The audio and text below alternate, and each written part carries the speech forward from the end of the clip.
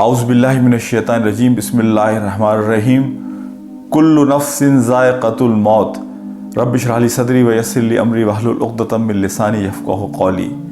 मौत एक ऐसी हकीकत है कि जिससे फ़रार नहीं है, और नबी पाक सल्लल्लाहु अलैहि वसल्लम की जो हदीस है कि मौत को ज़्यादा याद रखा करो इसलिए कि ज़िंदगी की लज़्ज़तों को कम कर देती है। हम अपने इर्द गिर्द अपने अजीज़ों में, दोस्तों में, हल्का अहबाब में देखते हैं कि दाएं बाएं लोग, कोई जवानी की उम्र में, कोई बुढ़ापे की उम्र में, कोई बचपन की उम्र में, मर्द औरत इस दुनिया से रुखसत हो जाते हैं। एक चीज़ की हमें रियलाइजेशन होनी चाहिए कि वो कोई मुख्तलिफ लोग नहीं थे और हम कोई स्पेशल लोग नहीं हैं। अल्लाह का शुक्र अदा करना चाहिए कि अल्लाह ने आपको और मुझे अभी भी कुछ वक्त दिया हुआ है। हम एक मुताला कर रहे थे फजर की नमाज के बाद, तो उसमें एक बात ये आई कि रमज़ान में अल्लाह कब्र में जो लोगों पर अजाब हो रहा होता है उसको पास कर देता है, रोक देता है। अल्लाह रमज़ान में किसी को सज़ा नहीं देना चाहता, तो वो जो मुर्दे हैं वो दुआ कर रहे होते हैं कि ये रमज़ान जो है ये प्रोलॉन्ग हो जाए ताकि हमारा अजाब जो है, तकलीफ़ जो है वो टली रहे।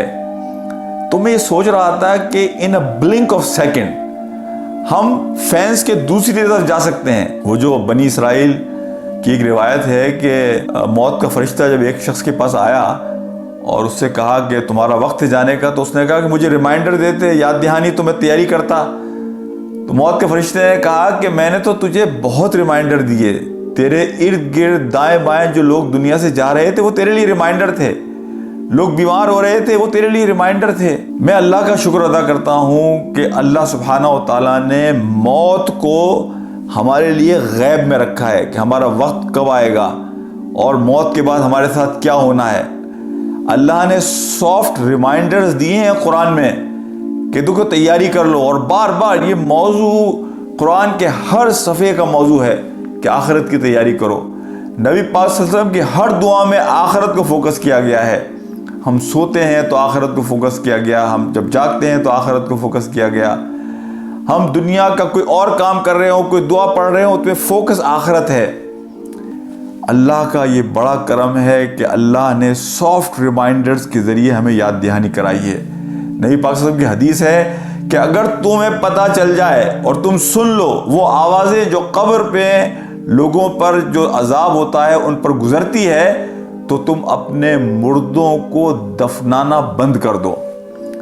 हकीकत यह है कि अगर हमें पता चल जाए कि मौत के बाद हमारे साथ क्या होना है और हम उन आवाज़ों को सुन लें, तो शायद हम अपने अजीज़ व अकारिब, अपने घर, कारोबार सब छोड़कर जंगलों में निकल जाएं।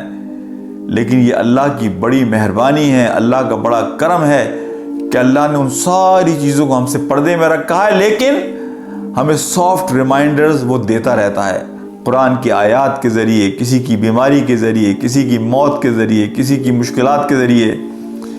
इसीलिए ये बात कहते हैं कि अगर कोई आपसे दुआ के लिए कहे किसी मुश्किल में, परेशानी में, बीमारी में, हालात की ख़राबी में, मौत के मौके पर, अजीज़ और रिश्तेदार के बारे में, तो अल्लाह का शुक्र अदा कीजिए कि आप उनमें शामिल नहीं हैं। अल्लाह ने आपको अब तक उससे महफूज किया हुआ है, तो अल्लाह का शुक्र अदा कीजिए और भरपूर फ़ायदा उठा लीजिए। अल्लाह ने जो वक्त दे दिया है ये ज़िंदगी का एक ही चांस है। कुरान को जब मैं पढ़ता हूँ तो बखुदा कुरान के हर सफ़े पर अल्लाह ज़िंदगी की हकीकत को हमें बता रहा होता है। ज़िंदगी के जो आखिरत के मुकाबले में जो हदीस में आता है कि पानी के उस कतरे के बराबर है कि जो आदमी की उंगली पर लगा रह जाता है। ज़िंदगी की हकीकत को कुरान का हर सफ़ा में याद दिला रहा होता है कि देखो, अपने वक्त को उन चीज़ों पर लगाओ, अपनी ज़िंदगी की तरजीह उस चीज़ को बनाओ कि जो तुम्हारी कब्र को जन्नत के बागों में का एक बाग बना दे, जो तुम्हारी कब्र को कुशादा कर दे, जो तुम्हें अल्लाह के हुजूर कामयाब कर दे।